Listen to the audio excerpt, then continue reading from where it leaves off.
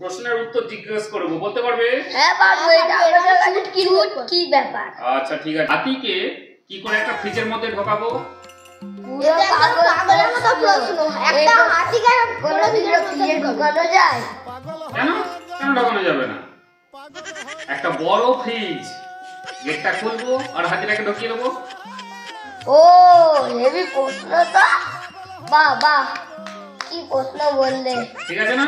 হ্যাঁ আচ্ছা আচ্ছা, দ্বিতীয় একটা প্রশ্ন করি, তাহলে উত্তর দিতে পারবে? হ্যাঁ পারবো।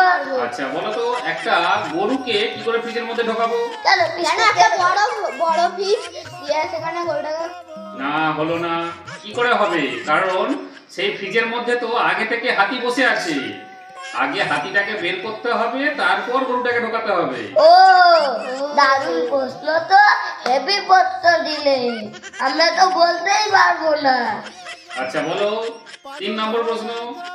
হ্যাঁ, জঙ্গলে বাঘের বিয়ে হচ্ছে, সবাইকে নেমন্তন্ন করেছে, সবাই গেছে, কিন্তু গরু যায়নি কেন? গরু ভয়ে যায়নি, গরুকে খেলবে বলে। না, হলো না। গরু তো ফ্রিজে বন্দি হয়ে আছে, সে কি করে যাবে?